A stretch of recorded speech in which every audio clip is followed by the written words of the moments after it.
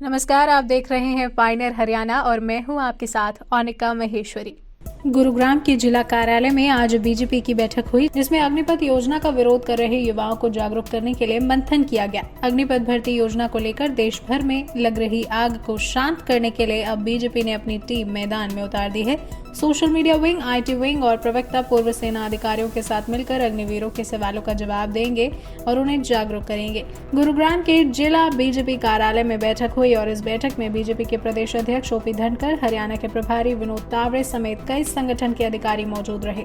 बैठक में राज्यसभा सांसद और लेफ्टिनेंट जनरल डीपी वत्स, कर्नल राजेंद्र सुहाग के अलावा कई सेना के पूर्व अधिकारी मौजूद रहे। इस बैठक में अग्निपथ योजना को लेकर बारीकी से बातचीत की गई और इस योजना के फायदे को लेकर चर्चा की गई। साथ ही साथ बीजेपी संगठन के तमाम विंग प्रदेश भर के युवाओं को जागरूक करेगी। सोशल मीडिया के माध्यम से युवाओं के सवालों के जवाब भी ये टीम देगी। पहले तो क्या है कि हम जैसे कोचिंग सेंटर वहाँ पे जाएंगे, क्योंकि बच्चे वहाँ कोचिंग लेने आते हैं। उनको फौजी, हम पूर्व सैनिक जाएंगे, हमारे जो संगठन से जुड़े हैं, उनको पूरे उनके डाउट क्लैरिफाई करेंगे। ठीक है, उनको बताएंगे कि भाई अभी तुम्हारी जैसे 24 तारीख को नेवी की, 25 को एयरफोर्स की और आर्मी की, और दिसंबर में नवंबर में नेवी का फर्स्ट बैच चला जाएगा और दिसंबर में आर्मी एयरफोर्स का फर्स्ट बैच ट्रेनिंग के लिए चला जाएगा। उनको जानकारी देंगे। आप लोग भ्रमित मत हो, सरकार आपको पूरा रोजगार दे रही है, वेतन दे रही है और आपके भविष्य का ख्याल रखा जाएगा। साथ साथ मैं उनको ये भी बताना चाहूँगा, उसके बाद हम जाएंगे बाकी जगह पर, गाँव में, क्योंकि ज़्यादातर लोग है ना रूरल एरिया से आते हैं फौज में, जो सिपाही जो भी हैं, अग्निवीर आएंगे, तो वहाँ पे जाके भी युवा को इकट्ठे करके उनको हम बताएंगे। साथ साथ उनको ये भी बताएंगे कि आर्मी में बड़े एवेन्यूज़ हैं। जैसे मैं बता देता हूँ, मेरा झज्जर जिला है का रहने वाला हूँ, रहता रोहतक में। झज्जर जिला का डीसी कौन है? कैप्टन सतपीर।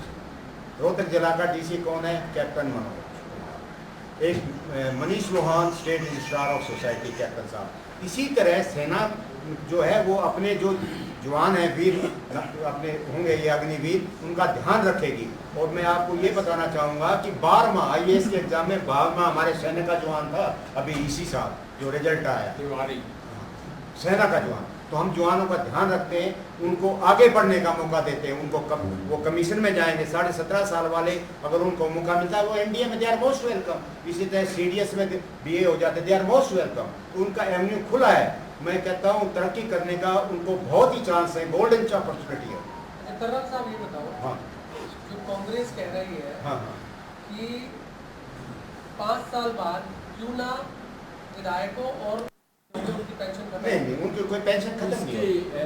मैं अच्छा चलो, लेट मी रिस्पॉन्ड। एक तो होती है गवर्नमेंट की ओपिनियन, एक मेरी पर्सनल ओपिनियन ये है कि एक पेंशन होनी चाहिए।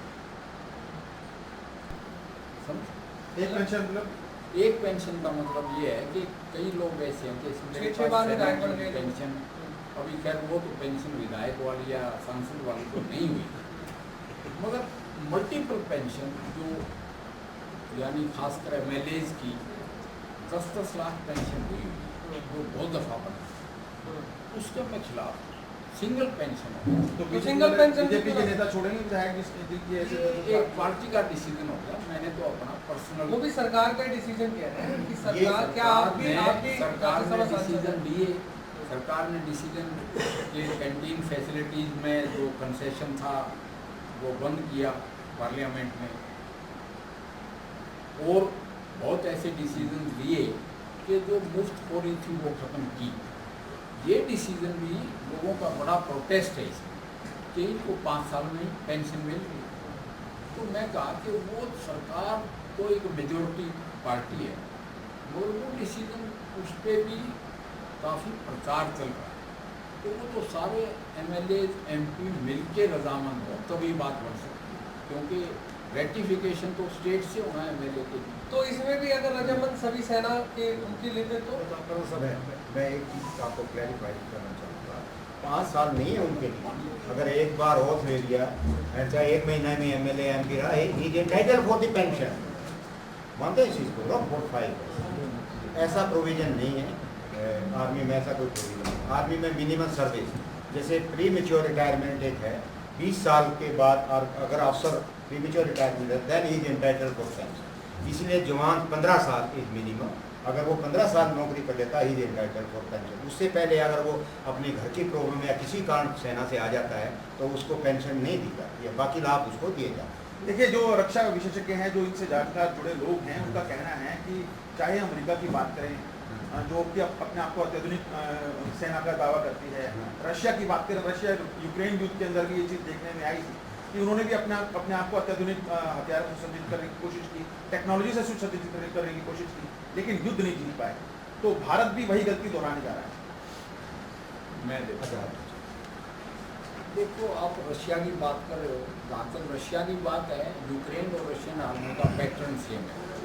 अगर वहाँ कंस्क्रिप्शन है तो वहाँ भी सारा देश इकट्ठा होकर लड़ रहा है यूक्रेन में, वहाँ के सिविलियन भी, वहाँ की लेडीज भी लड़ रही हैं। मैं इसका दूसरा उदाहरण देखता हूँ। वो उदाहरण है कि इजराइल का आप मॉडल देखो, उस मॉडल को हमने स्टडी किया है, सिर्फ हमारी कंपल्शन नहीं है, तो वो कामयाब रहे।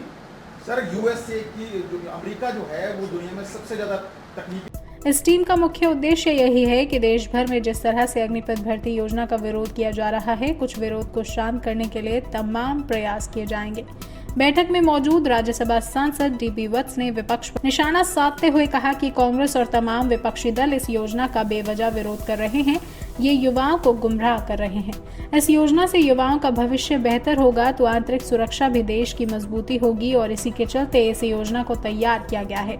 उन्होंने कहा कि इस योजना में युवाओं के लिए एक बेहतर कदम के साथ साथ उनकी जीविका चलाने के लिए भी तमाम प्रयास किए गए हैं, लेकिन देखना अब ये होगा कि बीजेपी की ये टीम अग्निवीरों के अंगारों को कितना शांत कर पाती है। राष्ट्रीय समाचार पत्र पायनियर हरियाणा पढ़ने के लिए डाउनलोड करें हमारी वेबसाइट पर प्रकाशित ई-पेपर। दिन भर की तमाम छोटी बड़ी खबरें देखने के लिए सब्सक्राइब करें हमारे YouTube चैनल को। वीडियो को लाइक, शेयर और कमेंट करना ना भूलें।